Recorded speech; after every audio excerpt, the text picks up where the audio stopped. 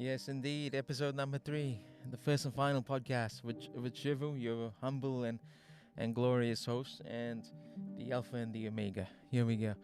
All right, so where we left off in the last show was we talked a little bit about my internal philosophy and some current affairs topics that are at hand. And I really feel that, firstly, in all my experiences, I've been to 20 countries, lived in 3 now. There's something unique about Australia. There's something amazing in this land. You've got people. You'll meet people from countries that you've only seen on maps and never heard of, really. So it's a wonderful conglomeration of different kinds of people coming together and really trying to contribute and live a good life. I feel like this is the best place in the world for English-speaking families, and I want to emphasize, I mean it when I say English-speaking. I feel like there are other countries who still have really good family values and who have good lifestyles, but I would say, in my experience, the best English-speaking country in the world to have a family and to live your fullest life is Australia. And this is someone who's lived in South Africa, lived in New Zealand, and now living in Australia as a proud citizen. So I think I'm qualified in a way that most people are not to speak on this topic.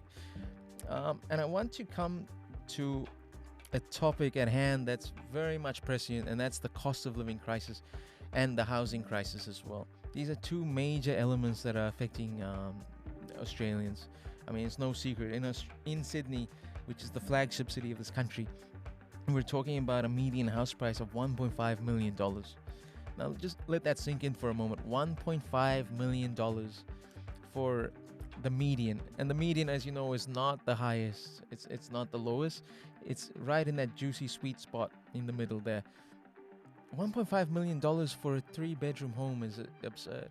It's absurd. I don't care what people say. It really is absurd. A family a family with 2 incomes, maybe earning up between $150,000 to $200,000 in the median range in Australia. You're looking to buy a house that's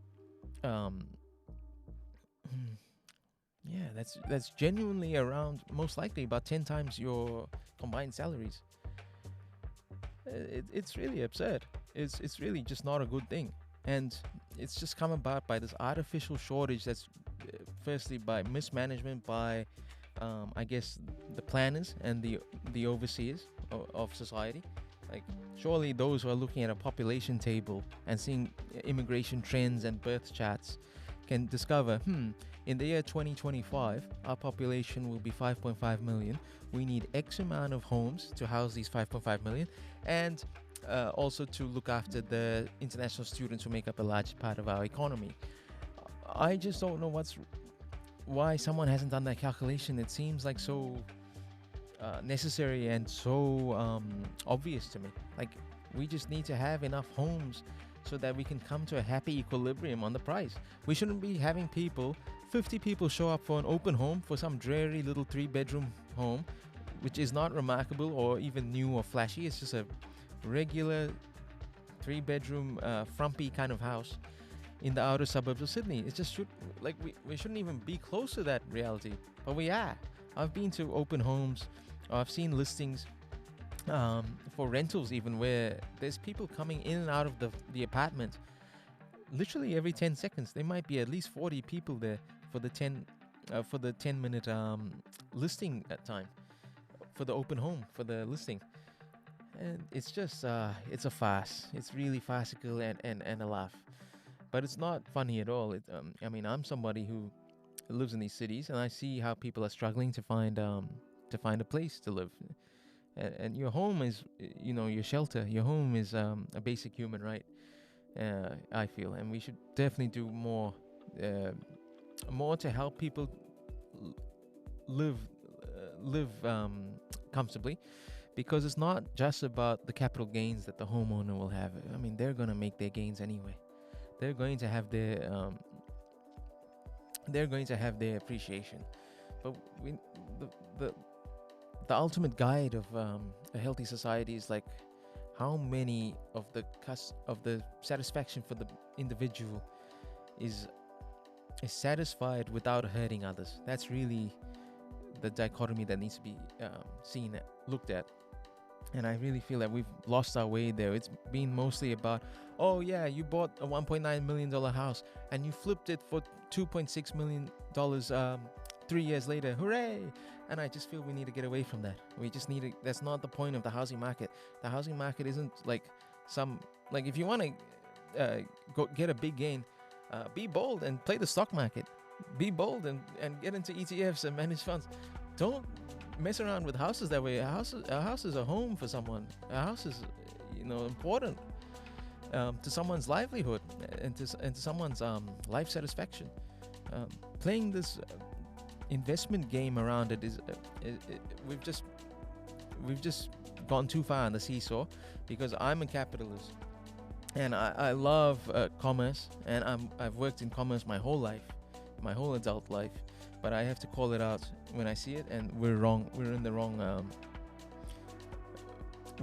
areas in that in the housing market right now. It's not about the millions that homeowners can make. It's about getting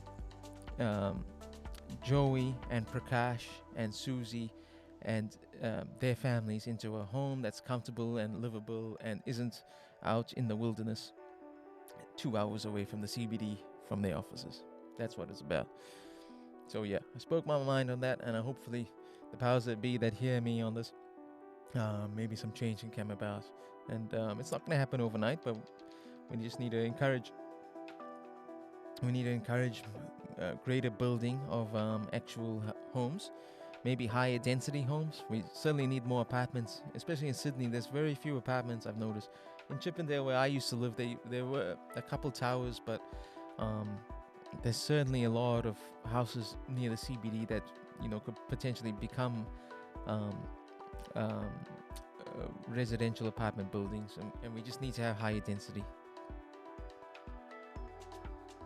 Now from there, let's go to the cost of living. Now, I'm old enough to recall a time where you could go out and buy a loaf of bread from Coles or Woolies for which are our two flagship supermarkets here in Australia. For any international viewers, this is the equivalent of perhaps Tesco in London or Walgreens in America. So you could buy a loaf of bread and a good brown bread or white bread for $1.50, and then if you wanted a better quality sourdough, perhaps $3.50. And that wasn't too long ago. And now you go in and you're buying the basic loaf of bread for $3.20, and you're buying the sourdough for $7 in most cases. This is out of hand. This is out of hand. Somebody needs to speak up on it. Yes, I know inflation is a thing, but inflation is pegged at around 2% per annum.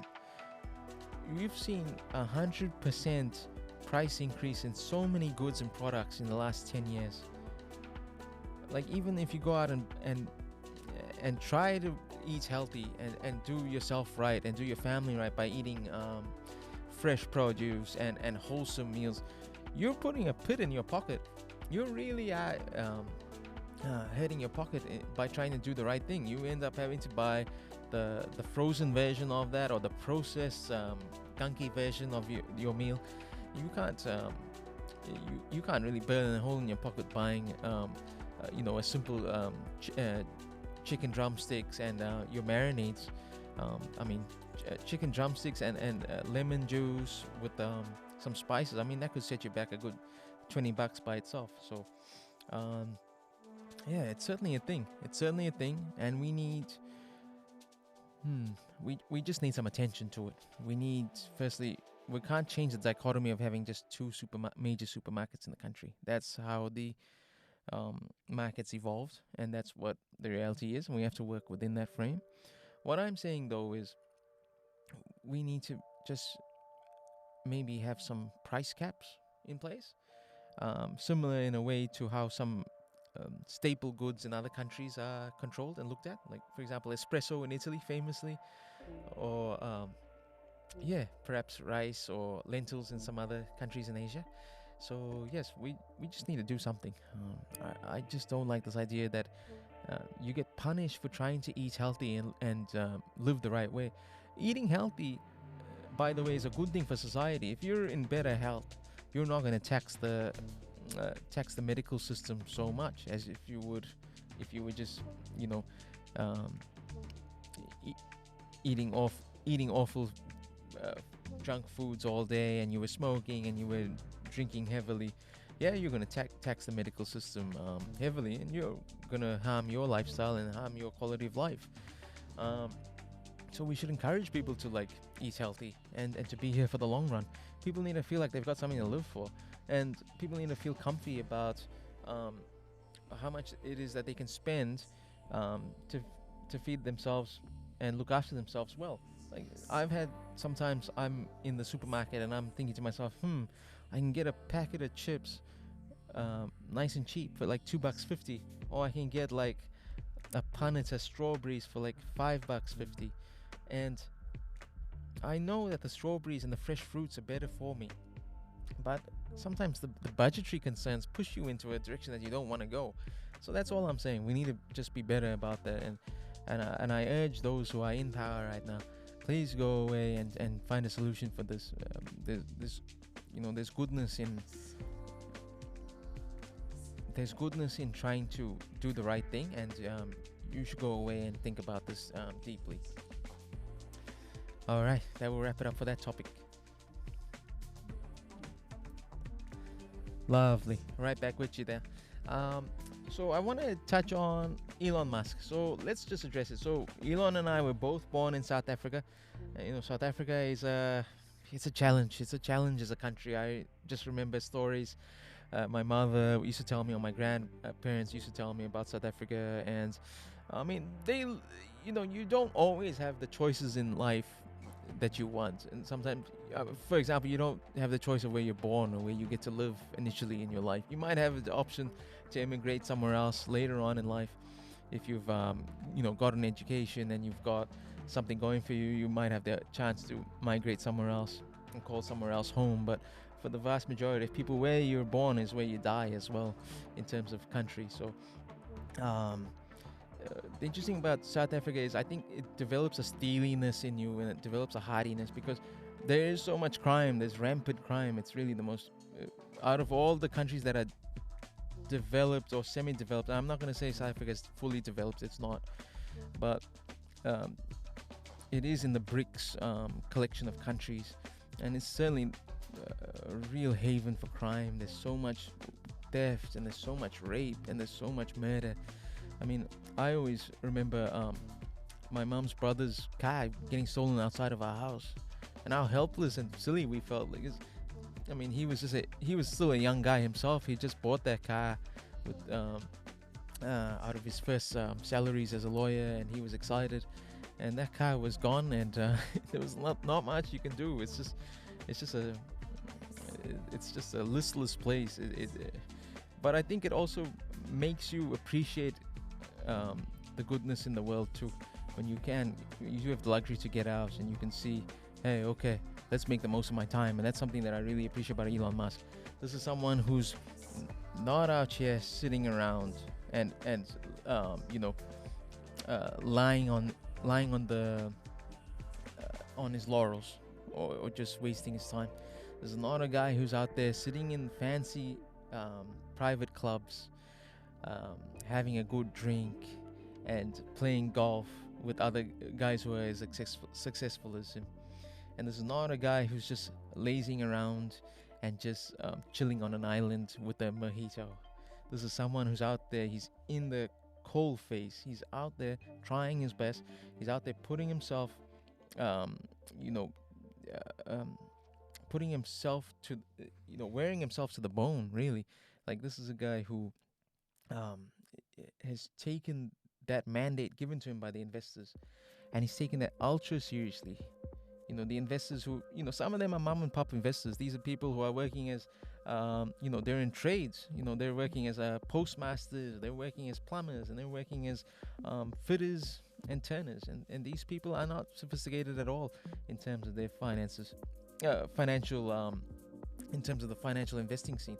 And he said, hey, if you're going to go out and buy Tesla stocks, I'm going to go out there and make sure that you get every bit of juice that can be squeezed out of this lemon or this orange.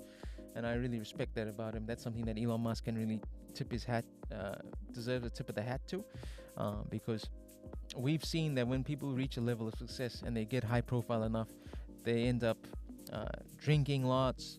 They end up, chasing women in a creepy way. They end up, enjoying the I guess enjoying the reward a little bit too much. And I feel like somehow Elon is still able to maintain a 6-day-a-week calendar and schedule, and he's just going for it, and he deserves respect for that. Yeah, he's wacky. He is utterly foolish. Sometimes when I hear him talk about the fact that we're living in a simulation, I really feel he's being silly. I really feel like he's lost. And sometimes even with Mars, I think he's being too ambitious.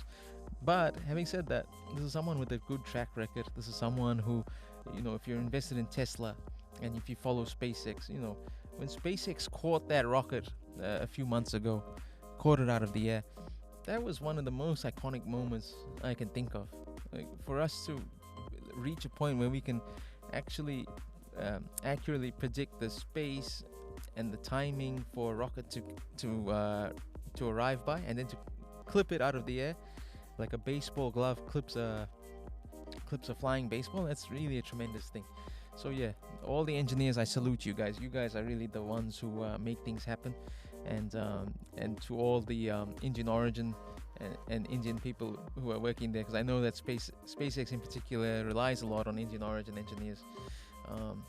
You guys are doing a tremendous work, and credit to you. And so yeah, that's what I wanted to say. Elon Musk, I'm loving what he's doing. He's a generational figure. In a way, I would love to emulate that. I want to be a generational figure as well. Maybe I won't be as prominent in actual industry like he is, but hopefully in the space of media, in the space of finance, in the space of investments, in the space of public perception. Lord willing, I really hope that comes to pass. I want to be one of the generational voices. I want to be one of the generational figures. I really feel that it's my destiny in some way, and I'm trying my hardest now. I'm not hiding. I'm certainly not hiding now. I'm out here. My voice is on the record. My name is out there. I really want to be someone who is authentic, who's genuine, who tries to lead you people in the right way. I'm not a leader as such. I'm not a leader, but what I'm trying to do is be a sustainable and influential voice in the public discourse, and I'm trying to do it in the right way. So yeah, we will go forth from here. Thank you all. That is podcast 3, and we will continue as we move along. I hope you're enjoying this and getting something out of it. I certainly am. I'm living my best life, and I'm getting something out of this. So yeah, thanks again, and keep having a good one. Thanks kindly.